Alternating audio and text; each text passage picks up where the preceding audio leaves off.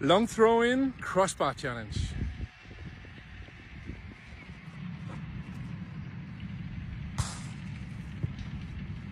Let's go. Yes! Thomas, you've been a sprinter and a bobsleigh brakeman. How does someone wired for speed and power end up obsessing over a ball going out of play? Yeah, so I was like already obsessed with throw-ins when I was like a small boy in the mid 80s because my big cousins Ben and Johnny they were good at throw-ins, and you probably know the thing around looking up to people that are older than you. So I was also playing football myself, the best U19 league in Denmark, and I was also good at taking throw-ins. So that was the reason why I got this passion already when I was a small kid. And then you can say that I got a lot of knowledge around the body and so from athletics, not only from sprinting, but also observing throwers too. Then I got on the bobsleigh team and got especially a lot of knowledge around structuring things. We had a cooperation with the German bobsleigh federation, so they were really structured, and we did a lot around video analysis too. So all these factors together meant that I, in 2004, got the idea to be a throwing coach, but there was no books at all, so I had to, how can you say, invent my own throwing course, or you can also say experiment to it, because I just video analyzed myself. And so, yeah, I could have been starting with a youth or amateur team, but I had the courage to contact a local Super League club from Denmark called Viborg. They said yes, and they scored a lot of goals on throw-in. So since 2004, I've been a professional throwing coach, and yeah, coaching clubs all around the world. And then by 2007, I think you expanded your work and developed the long, fast, and clever throw-in. So what does that actually mean in practice? Yes, you're totally right. The first couple of years, it was only the long throw-in, nothing else. But then I saw a match where one of my teams, Silkeborg, they lost the ball just constantly at throw-ins all around the pitch, the middle of the pitch, and so. And then I tried to research, oh, is that only them who are that bad? But I realized that it was also Premier League teams who were bad, Champions League teams. So this is why I also started to work with the fast and clever throw-ins. So cook it down, all three elements. So the long throw-in, this is about improving the players' long throw-in with a more efficient technique. Most of my players improve 5 to 10 meters, some up to 15 meters, just with better technique. And this longer throw-in you can use either for throwing towards the opponent's penalty area. That can be useful together with a good strategy and some good headers, but you can also use it for better counter-attack opportunities, because the longer you can throw, the further you can throw behind the opponent's lines. And then the longer throwing you have, the bigger throwing area you'll have too. So it means that the less pressure the opponents can put on you, because you can throw to more teammates in a bigger area. So the long throwing is useful actually not only for the big teams, but for all teams in the world. You can just use it for different things. Fast throw-ins, that's about reacting fast when you have a throw-in, because the faster you react, the nearest player who takes the ball, the less time the opponents have to um, organize. So this can be an advantage for you. It doesn't mean that you have to throw fast every time, but sometimes it can be a good weapon. Fast throw-ins, this is also, like mentioned before, counter-attack throw-ins, a useful weapon too.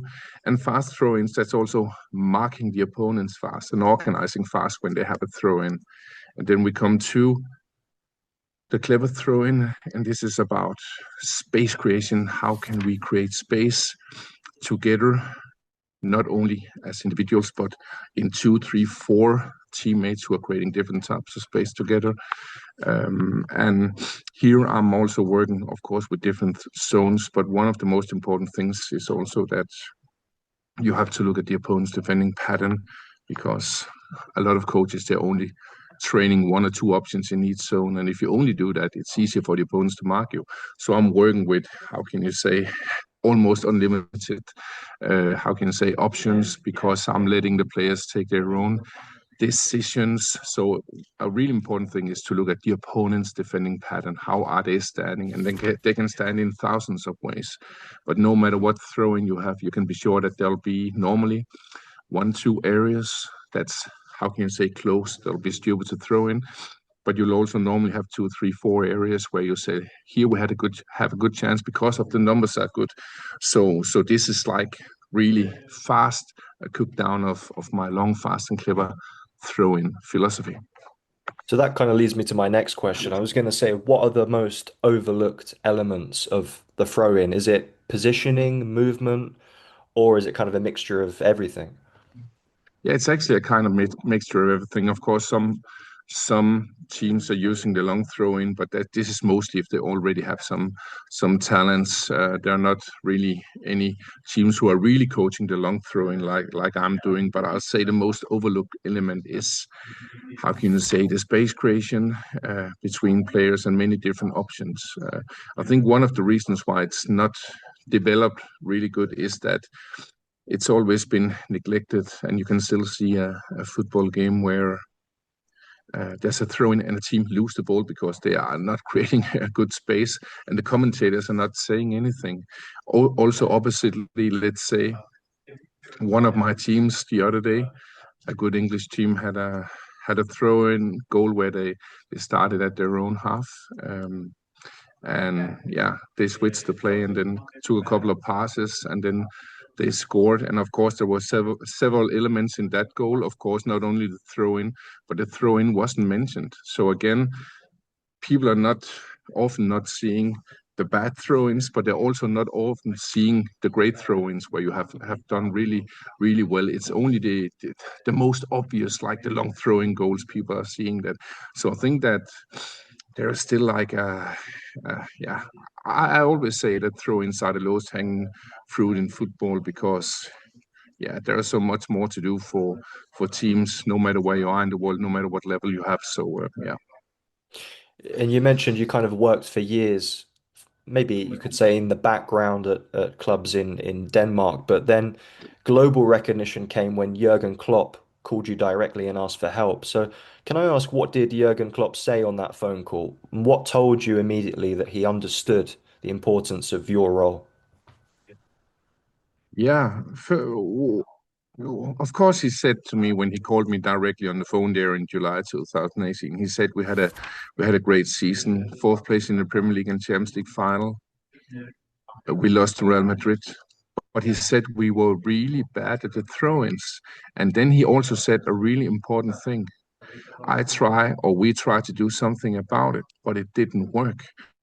So I think one of the key elements in not only that Jürgen was calling me, but also that we had success for 5 seasons with the throw-ins, winning 7 titles, was because that Jürgen knew that he wasn't good enough to, how can I say, improve Liverpool's throw-ins. And data from FIFA Football showed they won number 18 in Premier League. And my first season, we went to number 1. But Jürgen Klopp knew that he couldn't do it himself. So how can you say he was not too big to ask for help? And I think that's one of the key elements that a lot of people, they think, yeah, we can manage it ourselves, or let's just do like we did yesterday. But for most teams, it goes really, really horrible, you know. So I think that was the main reason that Jürgen actually felt that he needed help, and then he asked for it. So yeah. And how difficult is it to kind of maintain those marginal gains when analysts or opposition analysts are always trying to kind of copy you or maybe stop you?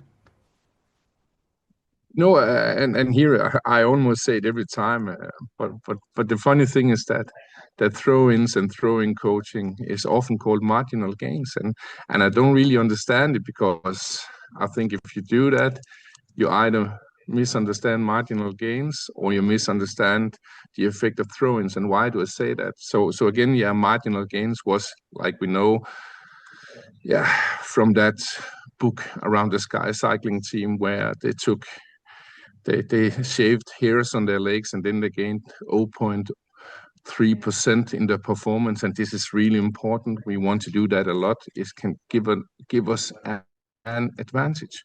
But what many people forget is that we have typically 40 to 60 throw-ins in a match, and you're using around 20 minutes in a match on throw-ins and throw-in related situations. So the following attack coming from that throw-in and those movements. So now we're not talking about marginal gains. We're talking about gigantic gains. The only reason why we talk about throw-ins as marginal gains is because it's been neglected in football for so many years. So if it was a marginal gains, I probably wouldn't have been a throwing coach now. But I saw like a big gap in performance there. So yeah. But again, back to your question. So what I do to of course maintain that advantage when I'm working with throw-ins with teams is, of course, first of course, I'm coaching the teams when I'm there. And again, I'm a freelance. I'm having 6, 8, 10 teams in every season, typically, at least since 2018. So, of course, I coach them when I'm there. But I'm also, how can you say, educating the coaches so they can coach their players when I'm not there. That's one thing.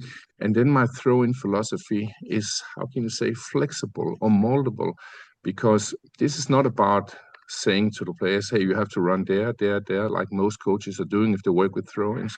No, again, I teach them to read the opponent's defending pattern. I read them to use many different throw-in tools. I teach them to use their own creativity. So it means that if you get those skills up, you can actually do very well no matter what type of team you play against. So this is a really big part of my philosophy too, because I don't believe in that coaches should take all the decisions. Yes, of course, we should tell the players what can work, what cannot work, but in the end, it's the players who should use their creativity. It's the players who should take all of the decisions. So this is a big part of my work. And you mentioned the defensive positioning, or players should watch out for the opposition team's defensive positioning. What exactly do you mean by that? Could you go into a little bit more detail, if possible? Yeah, you can say that first of all, when the opponents have throw-in, you would like when you have a throw-in yourself to get organized as fast as possible. Sometimes I see in some teams that we have 1 or 2 players who, not my teams, but other teams who won't really take part in that fast defending, and it means that you have a hole in your defense. And if you're a good attacking throw-in team, you'll see that immediately. And then so this is actually a really important thing that you're fast. And then you can come to the defending strategy. And it's really important for me to say that I'm not coming to any teams and saying you have to do this. It's a close cooperation with the coaches, with the club, of course. And a lot of people are saying to me, what is the best way to defend a throw-in? And then I'm saying there's no best way, because there are pros and cons with every type of defending. Let me just take the general ones. If you zonal mark on throw-ins, you can cover a quite big area. If you and that's good, but it also means that you're not that close to the opponents, and that could actually be fine if, let's say, it's a physical team, not so technical good. Then you'll have a little bit more time to press. On the other hand, you can also say man-man defending is really good because you are really tight on your opponent. But you can also say a man-man defender is easier to drag around and to create space. So there are pros and cons there. Then you can go to like specific marking too. You can say if you're marking the thrower, for example, like some teams do, it's much harder for the opponents to do a return pass to the thrower, but it means you miss this man another place. So it's the same with all types of marking. If you're doing sandwich down the line, 2 against 1, 3 against 2, it's the same again. A lot of teams do that, and that's totally fine. You just have to know then you miss a man in another place. Are you marking what I call the mini switch, the second central defender, so it's harder to make a switch of play? It's the same again. Yes, it works, but then you miss a man somewhere else. So again, you can many different defending strategies. For example, when I was the 5 years in Liverpool FC, we often used Hendo or Jordan Henderson as a free presser. So it meant that he shouldn't mark anyone, but he had the ability, first of all, to read defending space. Where did the ball come? He also had a really great skill in, how can you say, closing that space down and supporting on that pressure. And then Jordan Henderson had a fantastic pressure technique. And what do I mean with a fantastic pressure technique? You can actually press a player and then make a really hard free kick, that's no problem. But then you might get a yellow card, and even sometimes even a red card if it's too harsh. But Jordan Henderson is fantastic presser, and he had a great pressure technique. And one of the good examples here is actually that I think that when I was in Liverpool, I think they were considered the best defending throw-in team in the world, really good at pressing the opponents. But they were actually, I think, like 3 or 4 those 5 years, they were also the most fair play team in the Premier League. So this is because you can really make a hard pressure without making, once in a while you'll make a free kick, but without having like those really hard free kicks that can give you cards and quarantines. And so again, back to your question, you can defend in many different ways. So first of all, you want to learn your players to react fast. That's one thing. On the opponent's throw-ins, this is important for all teams. Then of course you want to say, what strategy do you want to have? And it's always good to be able to defend in 2 or 3 different ways. And then, of course, you want to learn your players, the individual, for example, pressuring skills, or looking at pressure signals when the opponents have a throw-in. But again, like I normally say that I talk the most time around the attacking throw-ins, because the attacking throw-ins are, how can you say, a little bit more sexy than the defending throw-ins. But the defending throw-ins are actually just as important, because you can win a game with a defending throw-in, because you can score directly from the opponent's throw-in, or just take the ball and keep control. So defending throw-ins are really important too. And Andy Robertson famously said that he was one of the worst before you came in and coached him. And then after you coached him, he gained about 6 meters. So that must make you pretty proud as a coach to come in and see a player saying something like that, like how much you improved him. Yeah, and it was actually 7 meters and 20s. It was from 1980 to 27 meters. And I think I mentioned earlier, but most of my players improved 5 to 10 meters if I coach them over a period, some even up to 15 meters. So even though it was great from Andy Robertson, I see that really often with my players. But what was also really special here, and I actually use Andy Robertson as an example often, is that because he could only throw 19 meters and 80 when I came to Liverpool FC, it meant that every time Liverpool had a throw in the left side of the pitch, because he couldn't throw longer, they had a really small throw-in area, and the opponents could put Liverpool under a really big pressure. But when Andy Robertson Robo improved to 27 meters, 7 meters and 20, he also increased the throw-in area with 530 square meters. So he could now throw in a much bigger area, and also combined with, how can you say, the fast throw-in, fast decisions, clever decisions, Andy Robertson's ability to read space and see, should I throw it after 3 seconds or after 10 seconds. It made him not the best long throw in the world, but for sure one of the very best all-round throw-in takers in football. I do have a question on more generally when you're working with teams in the top half of the table who are operating at 95% of their capacity. How much harder is it to find that extra 5% compared to teams at the bottom half? Not at all. It's actually the same. And that might sound strange, but the throw-in level is not better normally in the top of the Premier League or the top of the Champions League compared to a third league team from Croatia or Denmark or so, where I come from. And that might sound strange, but of course they're better with the first touch. They're better with the passes after the throw in. So yes, of course, but the throw-in situation, the space creation, I see no difference from the best teams in the world in amateur football or youth football.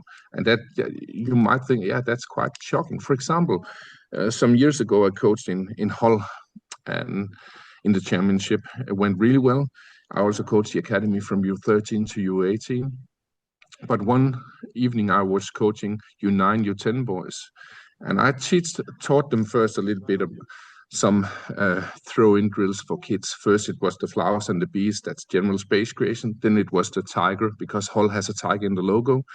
And this was around throwing into spaces, side passes, side runs, and then penetrating or breaking the opponent's lines. And then afterwards, we played a 5 versus 5, like in an indoor facility where we trained there.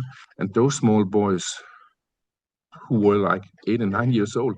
They made better space creation than many of the best professional teams I've coached. Because if you understand space, if you can create space, then you can do so many crazy things. So back to your question, it's not hard for me to improve the best teams in the world. It's actually really easy. I think the only challenge I have is that, of course, sometimes if I work with the best teams in the world who are also playing Champions League and they're also playing national cups, the biggest challenge is actually sometimes the amount of time I can get with the team. Not because they don't want to give me the time, but more because the really tight schedule can make it hard. So some teams I get in a visit, I get maybe in 2 days, 15 minutes one day, 15 minutes the other day. For example, I've just been in Azerbaijan and coached Sabah FC. And there, because it was the winter break, I got 3 full training sessions. So you can see there are, of course, a big difference on how much influence you can give on 2 times 15 compared to 3 times 1.5 hours. So I think that. So back to your question, for me, it's really easy to improve the best teams in the world. And I've been part now of 15 titles in international football until now. 4 promotions, and I think that's the reason why so many teams are booking me, because they can see I can make a difference. So yes, it's actually quite easy to improve the best teams. I think one of the questions which maybe the fans would like to know is when people consider or when people remember a long throw, they probably think of someone like Rory Delap at Stoke City from all those years ago. Yeah. Can you coach someone to throw like Rory Delap, or is that something which might not be seen again? I think it's really important for me to say that I think Rory Delap is fantastic. He was a fantastic thrower. I love what Stoke did at that time. I don't like all teams to do that because then we'll have horrible football. But you can say the same with all playing styles, because I like the variety of playing styles. So that's good. But it's also really important for me to say that 2 things. Actually, for example, FC Midland, I'm not coaching them this year, but the last 5 seasons, I coached them last year, and then from 2015 to 18, they scored 46 goals from long throw-ins, and this is much better actually than Stoke. And it was even not with a Stoke; it was a team of giants. FC Midtjylland was like, yeah, they have some good headers, but not like the same like Stoke. So again, Stoke or Rory Delap is not necessarily, of course, he's the like, how can you say, the most famous long thrower probably in time. But actually, there are other teams who have done even better. Some of my teams better than Stoke. And then back to like the other part of your question, I have had teams who improved their throw-ins a lot. So let me give you 2 examples. I had a guy from FC Midtjylland who improved from Andreas Paulsen from 24.25 to 37.90, so almost 14 meters, 13 meters and 65. So he went from not really good to even better than world class, if you can be that. Another example, so he started like quite low. Another example is Masbek. When I started with him in AC Horsens in Denmark, he could throw around 34 meters, and that's actually already what I call world class. That's the limit I have for world class, approximately the first post in the air. But he improved his throw into around 40 meters, and he has been doing long throw-ins in Horsens in Denmark, in Brentford, in Premier League, assisting goals there, and have been since he came back to Midtjylland here a couple of years ago. So like, I don't know, I think he's been assisting 20 long throwing goals. This is an example of a player who was already good, but put 6 meters on and went from I don't know world class to much better than world class. So yes, but again, it's not all players who can come there, because some players can have how can I say, they can be limited. Not all can be world class, but I'll say that all players can improve their throwing, and most of my players improve 5 to 10 meters with more efficient technique. So this is not about going in the weight room and gaining 10 kilos of muscles. No, it's just more efficient technique, because most football players, their technique is quite bad. Yeah. So And now we have the World Cup coming up this summer, and we could say margins are tiny in these knockout games, and the long throw may be or the throw may be an important part of some teams' tactics. Is there any team that you've kind of spotted, perhaps in qualifying or ahead of the World Cup, who you think may be able to master the throws more than other teams? No, not really. And to be totally honest, I haven't seen much football around the national teams. I've seen a little bit with Denmark because that's where I live.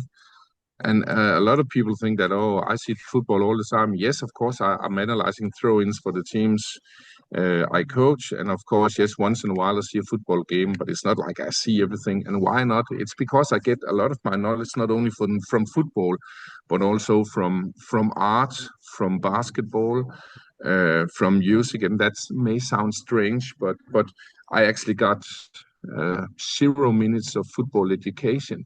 And and a lot of the knowledge I use for my throwing and throwing coaching is from other places than football or outside sports again. So again, I don't have the overview who are good. I just know that if someone wants to improve, they can just call me. And you might think, okay, national team, they don't have much time.